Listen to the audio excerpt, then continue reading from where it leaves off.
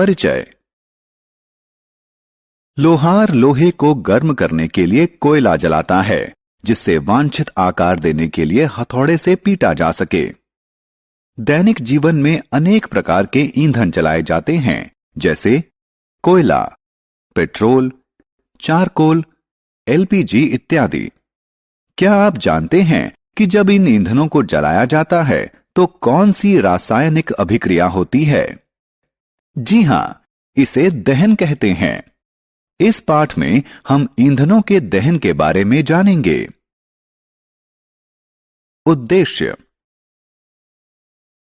इस पाठ के अंत में आप निम्न करने में सक्षम हो जाएंगे: दहन और इसके प्रकारों की व्याख्या करना, प्रज्वलन ताप को परिभाषित करना, दहन के लिए आवश्यक स्थितियों की व्याख्या करना, अग्निशामकों का वर्णन करना, दहन के प्रकारों को सूचीबद्ध करना। दहन। रोहन एक सरल क्रियाकलाप कर रहा है। वह ज्वाला में मैग्नीशियम की तार जला रहा है। ध्यान से देखें, मैग्नीशियम ऑक्साइड के साथ साथ ऊष्मा और प्रकाश भी निर्मित हो रहे हैं। अब जलते हुए कोयले को देखें। यह वायु में जल रहा है और कार्बन डाइऑक्साइड, ऊष्मा व प्रकाश निर्मित कर रहा है। दोनों उदाहरणों में पदार्थ वायु की ऑक्सीजन से अभिक्रिया करके ऊष्मा व प्रकाश का निर्माण करते हैं। यह प्रक्रिया दहन कहलाती है। दहनशील और अदहनशील पदार्थ। पदार्थ दो प्रकार के होते हैं। कुछ पदार्थ आग पकड़ लेते हैं और जलते हैं, जबकि कुछ पदार्थ आग नहीं पकड़ते हैं। जैसा कि आप देख सकते हैं कि यह लड़का माचिस की जलती हुई तीली को कागज और कांच के पास ला रहा है। कागज आग पकड़ लेता है और इसलिए यह दहनशील पदार्थ कहलाता है। कांच नहीं जलता है और इसके जैसे अन्य पदार्थ जो वायु या ऑक्सीजन में नहीं जलते हैं, अदहनशील पदार्थ कहलाते हैं। जलने के लिए दशाएं। आइए जलने के लिए जरूरी दशाओं के बारे में जानें। एक मोमबत्ती जलाएं और इसे कांच के गिलास से ढक दें। आप देखेंगे कि कुछ समय बाद मोमबत्ती बुझ जाएगी।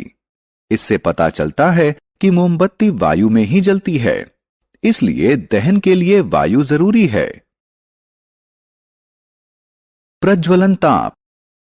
हमने अभी अभी देखा कि कागज तब जलता है जब इसे माचिस की तीली से जलाया जाता है। अब माचिस की जलती हुई तीली को लकड़ी के टुकड़े के निकट लाएं। लकड़ी का टुकड़ा आग नहीं पकड़ता है। माचिस की एक जलती हुई तीली लकड़ी के टुकड़े को जलाने के लिए पर्याप्त नहीं है, लेकिन इससे कागज शीघ्र ही जलने लगता है। ऐसा इसलिए है क्योंकि लकड़ी अपने प्रज्वलन ताप तक नहीं पहुंची। प्रज्वलन ताप वह न्यूनतम तापमान है जिस पर पदार्थ आग पकड़ लेता है। ज्वलनशील पदार्थ। आपकी मां ने बताया होगा कि किचन में माचिस की तीली या लाइटर को एलपीजी स्टोव से दूर रखना चाहिए। ऐसा इसलिए क्योंकि एलपीजी आसानी से आग पकड़ लेती है। इसी प्रकार आपने पेट्रोल पंपों पर धूम्रपान न करें के बोर्ड अवश्य देखे होंगे। ऐसा इसलिए क्योंकि पेट्रोल भी बहुत आसानी से आग पकड़ लेता है, इसीलिए पेट्रोल पंपों पर धूम्रपान वर्जित होता है। एलपीजी व पेट्रोल जैसे पदार्थ ज्वलनशील हैं क्योंकि उनका प्रज्वलन ताप बहुत कम होता है, जिसके कारण वे शीघ्र ही सरलता से आग पकड़ लेते हैं। आग पर नियंत्रण करना। अब हम आग बुझाने के बारे में जानेंगे। आग के लिए ऑक्सीजन, ऊष्मा और ईंधन जरूरी है। हालांकि इसे इनमें से किसी भी चीज की आपूर्ति बाधित करके बुझाया जा सकता है। आपने अवश्य देखा होगा कि फायरमैन आग बुझाने के लिए आग पर जल डालता है और आग बुझ जाती है। जल दहनशील सामग्री का प्रज्वलन ताप कम करता है और वायु की आपूर्ति बाधित कर देता है। लेकिन जल बिजली के उपकरणों और तेल में लगी आग के लिए अच्छा अग्निशामक नहीं है। बिजली के उपकरणों और तेल में लगी आग के लिए अग्निशामक के रूप में कार्बन डाइऑक्साइड इस्तेमाल करना सबसे अच्छा है। कार्बन डाइऑक्साइड ऑक्सीजन की तुलना में भारी होने के कारण आग को कंबल के जैसे ढक लेती है, जिसके कारण ईंधन और ऑक्सीजन का संपर्क टूट जाता है। दहन के प्रकार। आइए अब हम दहन के प्रकारों के बारे में जानें।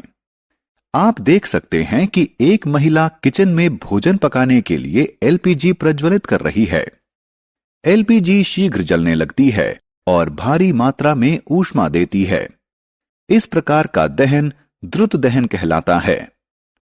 जब सफेद फास्फोरस को कुछ समय के लिए खुली वायु में रखा जाता है तो यह आग पकड़ लेता है। इस प्रकार का दहन स्वतः दहन कहलाता है। जंगलों में लगने वाली आग और कोयले की खानों में लगने वाली आग स्वतः दहन के अन्य उदाहरण हैं। आपने लोगों को उत्सव मनाने के लिए आतिशबाजी करते अवश्य देखा होगा। क्या होता है जब पटाखा जलता है? पटाखा के जलने पर भारी मात्रा में ऊष्मा, प्रकाश और ध्वनि उत्पन्न होते हैं। इस प्रकार का दहन विस्फोट कहलाता है।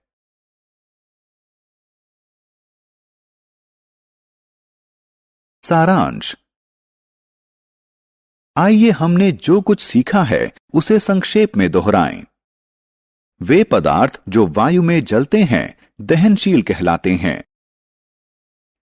दहन के लिए ऑक्सीजन जरूरी है। कोई पदार्थ जिस न्यूनतम तापमान पर आग पकड़ लेता है उसे उसका प्रज्वलन ताप कहते हैं। दहन अनेक प्रकार के होते हैं, जैसे द्रुत दहन, स्वतः दहन, विस्फोटन इत्यादि।